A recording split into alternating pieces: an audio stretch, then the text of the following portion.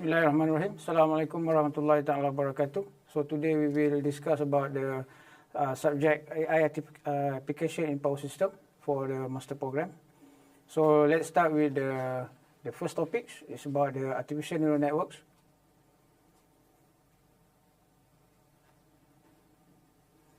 Okay, so basically the outcome for this lecture is about the theory of artificial neural networks. So we start with the architecture of artificial neural networks. So let's say we want to solve the prediction problem. Okay. So we want to solve the state of charge of the battery. So we need to know that our architecture of the neural networks consists of the input layer, output layer, as well as the hidden layer. So basically, you can see here that we have the multiple output or multiple layer perceptron that is consists of the two layers. So we can call it the two hidden layers.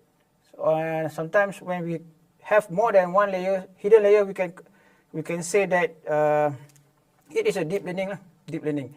So the first thing that we need to do is we want to design our input and output configurations. So that is the most important part of this course. Even though we know the architecture, but if we don't have any idea how to design our input-output configuration, so sometimes the design will be failed. Okay, so let's say we have 4 inputs. So we have the voltage, current. So voltage, current, temperature, as well as the ambient temperature. So we have the 4 input layers. And then we have one output.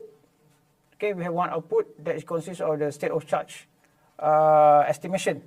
So basically, this is quite the practical for the EV.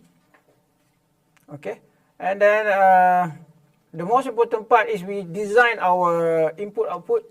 So we have input and output configurations. So we have 4 inputs and we have 1 output. Okay, so the output is the state of charge. So the 4 inputs we have voltage, current, temperature, as well as the ambient temperature. So this is the most the typical design of how we want to create the state of charge estimation using the neural network architecture. Okay, and then another thing is we need to know that each node represent summation of all the connected layers. That the layers basically the arrow is basically the weights for each connected in terms of the connected layers. So and then we have at each node we have the bias also. So that is we have after that we summation, and then we have the most important thing, this activation layer. So this one you need to do the try and error. Okay, so we have tangent, hyperbolic, and then the recent one, the glamour one, we use the ReLU activation layer, or sometimes we have just a linear. Okay, so that is the consists of what we design of our hidden layer. So basically we can play around with the activation functions. So at the end of the day, we must know that our input and output that we can learn. So in addition, let's say we have 1 million data.